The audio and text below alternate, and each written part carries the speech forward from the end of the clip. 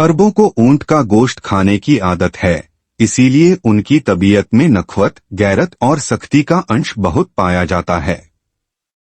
तुर्कों को घोड़े का गोश्त खाने की आदत है, इसीलिए उनमें ताकत, जुर्रत और अकड़पन का अंश ज्यादा पाया जाता है। अंग्रेजों को खीर का गोश्त खाने की आदत है, इसीलिए उनमें फहाशी, बदकारी वगैरह का अंश ज्यादा पाया जाता है। हबशी अफ्रीकी बंदर खाते हैं, इसीलिए उनमें नाच गाने की तरफ माइल होने का रुझान ज्यादा पाया जाता है।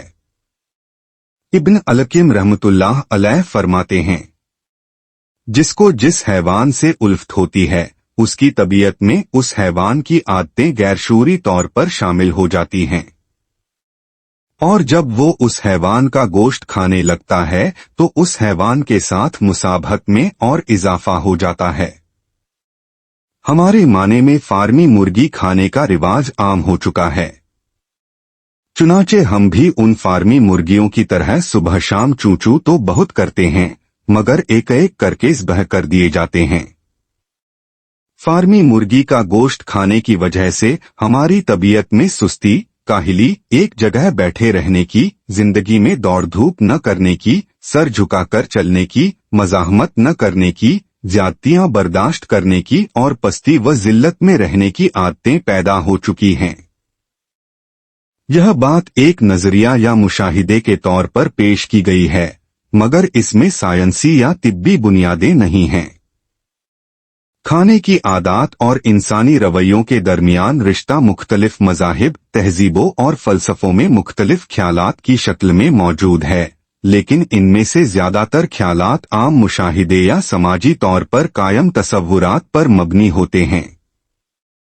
इब्न अलकयम रहमतुल्लाह अलैह का कौल, जिसको जिस हैवान से उल्फत होती है, उसकी तबीयत में उस हैवान की आदतें गैरशूरी तौर पर शामिल हो जाती हैं, एक रूहानी और नफ्सियाती पहलू को बयान करता है, जिसे फ़र्दी और समाजी सतह पर महसूस किया जा सकता है।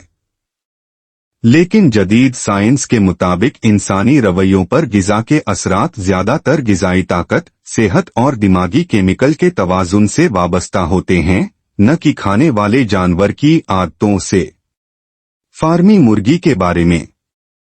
फार्मी मुर्गियां चूंकि महदूद जगहों पर पलती हैं और इनकी अफजाइश गैरकुदरती अंदाज में होती है, इसलिए इनके गोश्त के बारे में कुछ माहिरीन सेहत कहते हैं कि यह इंसानी सेहत पर मुनफी असर डाल सकता है, खास तौर पर अगर इन्हें हार्मोन या केमिकल्स के जरिए बड़ा किया गया हो। लेकिन इंसान में सुस्ती, काहिली या दीगर आदात महज गिज़ा से नहीं, बल्कि समाजी, माशी और नफ्सियाती आमिल की वजह से पैदा होती हैं। नतीजा यह एक दिलचस्प और फिक्रंगेज ख्याल है जो समाजी तनकीद को शायराना अंदाज में बयान करता है, मगर इसकी हकीकत को परखने के लिए साइंसी मुताला और अमली तहकीकात की जरूरत है।